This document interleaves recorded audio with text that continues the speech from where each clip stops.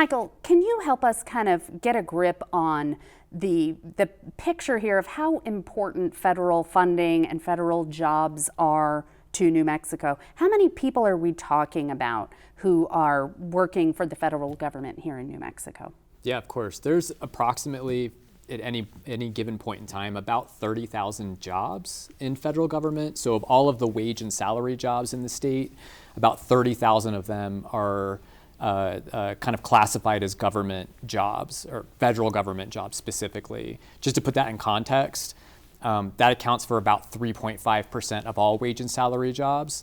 And in comparison to the US overall, that's US on average has less than 2% of all wage and salary jobs be federal government. So federal government jobs in New Mexico are important and disproportionately important here than other places. What's our biggest employer in the state? The biggest employer in the state, I don't know in terms of a private sector employer or in terms of... Probably, the state government or UNM?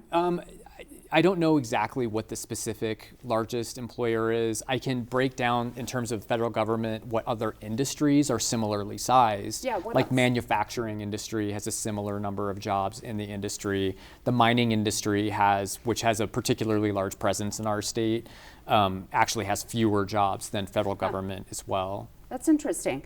So of the people that we've been hearing about getting laid off, what kind of, how are they all these probationary hires, or their jobs that are not filled, or are these real people with real jobs? It seems like it's a combination of all of that. I think it's mostly people who are probationary, or we've heard stories of people who moved from one department to another who were technically on probationary status but might have been there for an extended period of time in some other role. The problem is that it's difficult to get a handle on exactly how many of those people continue to be no longer employed, or how many of them actually had been brought back after the fact, because that happened in a lot of cases. It's hard to know exactly who these people are because there's not tons of information released by the federal government or that is able to be collected on even which agencies are most affected in our state. And that must be hard for you as a data person to be dealing with sort of anecdotal evidence and not a nice data set. Yeah, and at the moment it's all stories, it's anecdotes, there seem to be some signals in the data, but even then it's at a really kind of higher level, at kind of an aggregate level, where we're not really able to drill down and find out which agencies are particularly affected, how many people in each part of the state are particularly affected. Right. And what we're talking about here, it's not just Sandia National Labs or Los Alamos or the Air Force. There's a lot of different parts of government that these folks work in. Give me some more. Yeah, I'm really glad you mentioned that, because most of the people who work at the labs and the people who work even at, let's say, the Air Force Base, or the various bases throughout the state, technically they don't go in the bucket of federal government, most of them. So if you work at the labs, if you work at those places, most of the people at the labs, for example, are private sector workers, actually. They go in an industry called professional and business services. Because they're working for the contractor. That's right. They're contract workers that actually are technically classified as outside the federal government workforce.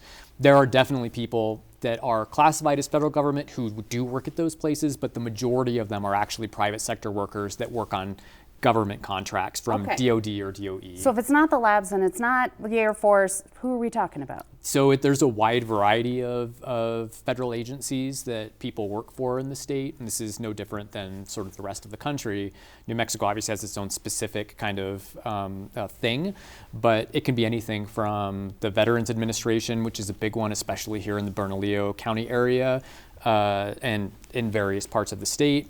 U.S. Department of Agriculture, it could be the Park Service, National Forest Service, the IRS, anybody who works for the federal judiciary or the Department of Justice, FBI, those kinds of things. It's just all a of huge those, list. it's a really large list, and different parts of the state are going to feel cuts differently depending on what their sort of how their kind of oriented in terms of how they face the federal government. Yeah, in more rural parts of the state, those Forest Service jobs, Right. for example, are really important because there aren't as many jobs. But Bernalillo County, it's like, Right. oh, you can kind of move around. So Forest Service, so it's a good point. Forest Service, National Park Service, those types of folks are going to be more concentrated in those parts of the state, but other agencies have a role there as well. So like the USDA, for example, it has a presence throughout the state and a lot of rural communities, and they do things like economic development and outreach and training to the local communities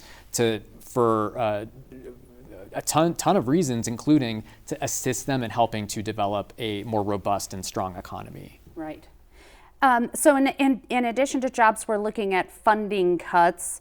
In terms of the money that's coming in through these other routes, are we getting more of this federal money than other states? I mean, that's what we anecdotally know, right? Yeah, so New Mexico receives, you can look at the way kind of the revenue of a state in a bunch of different ways.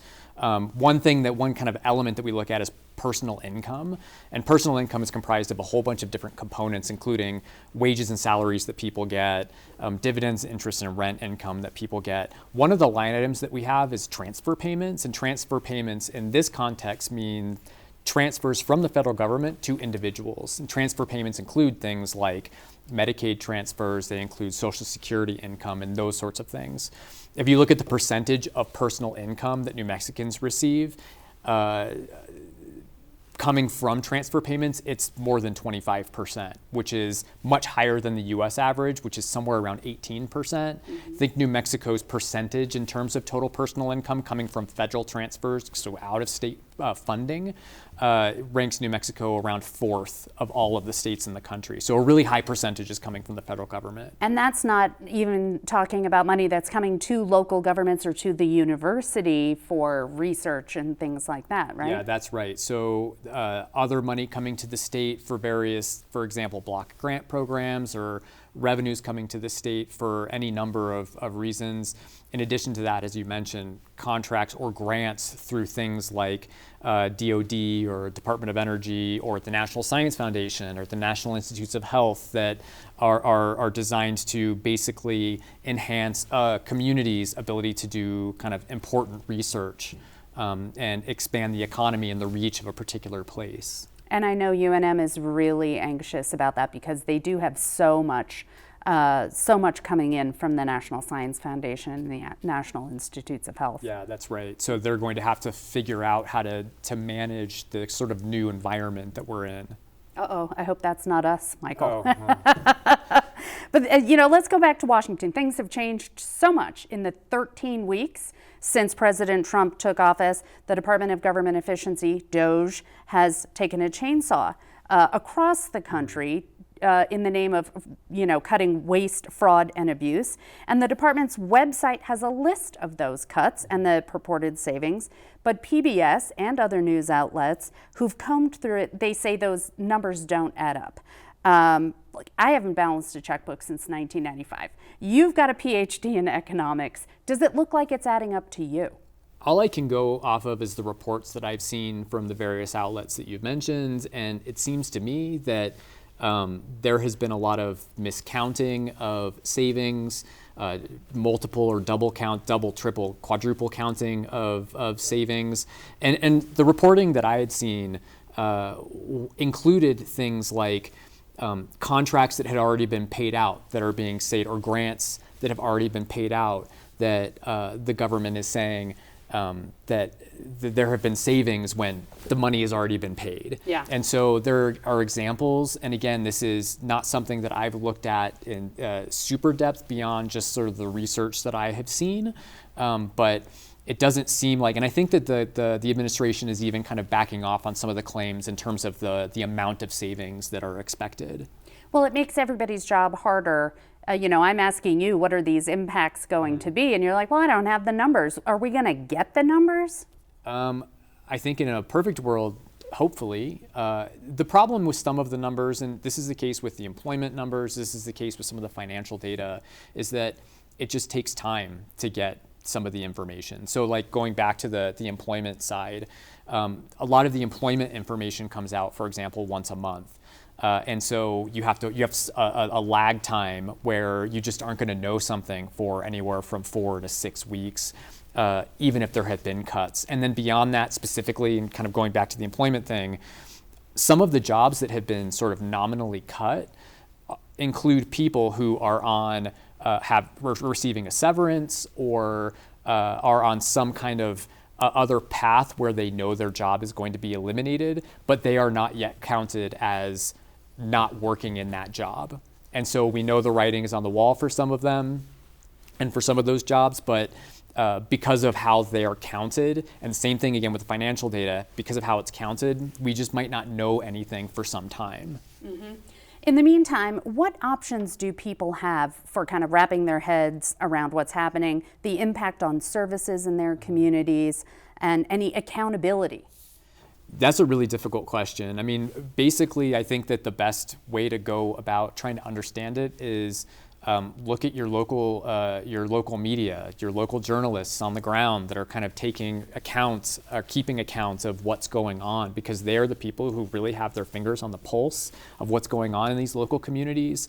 You know, I can sit here and look at what the data say, but I'm not necessarily going to know that, 10 jobs, for example, might have been lost in a particular place in rural New Mexico. That's right, where that's going to be a disproportionately large impact on those places, because they don't have very many workers overall, and federal work, even though, again, so that's a perfect example. I think federal jobs in Catron County account for something like 15% of all the jobs in that county, and I think it's only like 100 jobs or something. We're going to keep looking at that. Michael, thank you so much for being with us. Yeah, absolutely. Thank you for having me.